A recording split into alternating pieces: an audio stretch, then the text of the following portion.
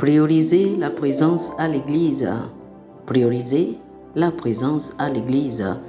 Chers amis auditeurs, voici le thème de la Rhapsodie des réalités de ce lundi 3 mars 2025. Bonjour à tous. Notre écriture du jour est Hébreux chapitre 10, le verset 25.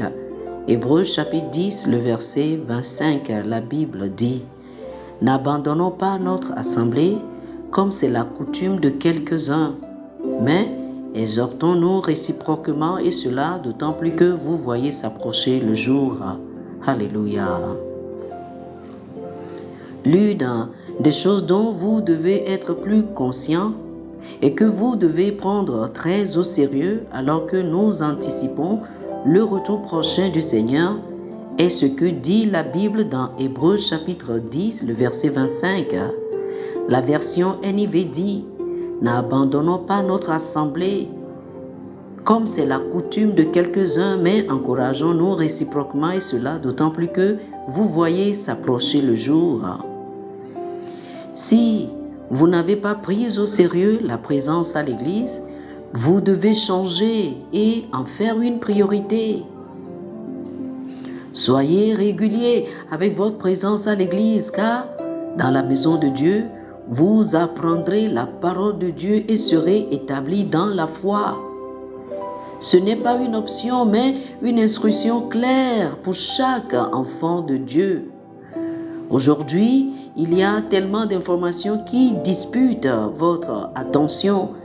C'est une raison de plus pour donner la priorité à la présence à l'église. Ne pensez pas qu'il vous suffira d'y penser pour le savoir. Les Écritures ont été données pour nous éduquer, nous informer et nous cultiver dans les choses de Dieu. Le Seigneur Jésus a dit: sondez les Écritures. Jean chapitre 5, le verset 39. Et Paul a recommandé: étudier la parole. De Timothée chapitre 2, le verset 15. Quelle meilleure façon d'apprendre et de partager les Écritures qu'avec d'autres chrétiens dans l'Église. Dans l'Ancien Testament, Dieu ordonnait aux enfants d'Israël de se rassembler à des moments précis. Dans le Nouveau Testament, le principe demeure: vous devez vous présenter dans la maison de Dieu. Il ne s'agit pas de passer d'une église à l'autre tous les dimanches, mais plutôt de s'engager, de se faire connaître et de participer activement aux activités de votre famille ecclésiale. Faites-vous présenter aux responsables de l'église et faites-vous connaître. Identifiez-vous à la famille de Dieu. L'amour que vous avez pour les autres chrétiens est un témoignage dans votre esprit que vous êtes passé de la mort à la vie, comme le dit 1 Jean chapitre 3, le verset 14. Nous savons que nous sommes passés de la vie à la mort parce que nous aimons les frères. Celui qui n'aime pas son frère demeure dans la mort. Présentez-vous dans la maison de Dieu et mettez-vous à la disposition de l'Esprit de Dieu pour qu'il vous rende ministère par la parole. La Bible décrit l'Église comme la colonne et le fondement de la vérité, la gardienne de la révélation de Dieu. Oh, alléluia! Accordez donc la priorité à la présence à l'Église et laissez la parole de Dieu transformer votre vie de gloire en gloire. Alléluia. Oh, merci Seigneur. Chers frères et sœurs, faites cette prière avec moi. Dites ceci: Cher Père, merci pour le privilège d'appartenir à ta famille. Je m'engage à apprendre et à vivre de ta parole, à me présenter et à devenir un membre engagé d'une famille ecclésiale et à démontrer ton amour aux autres.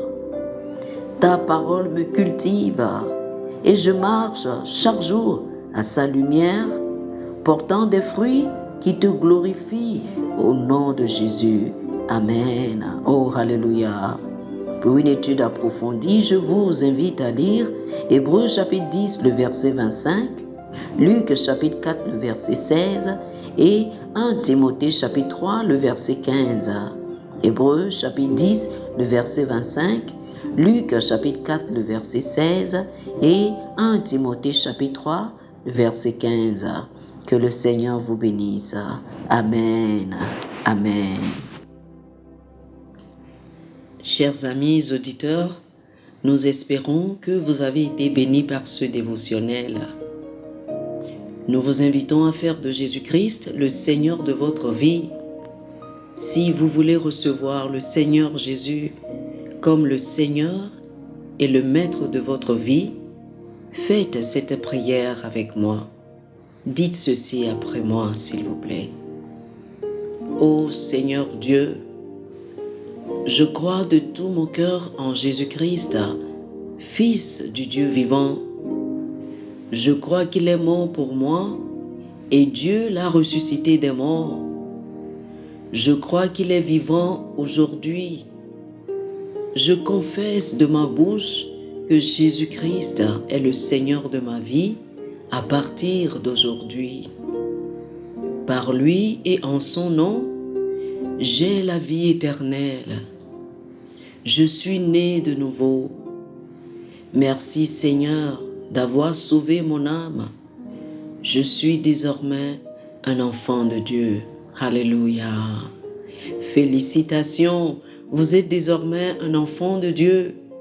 Pour recevoir plus d'informations sur comment vous pouvez grandir en tant que chrétien et pour avoir une copie physique et une copie électronique de la Rhapsodie des réalités, appelez-nous sur le plus 228 91 74 69 79 plus 228 91 74 69 79. Que le Seigneur vous bénisse abondamment. Amen.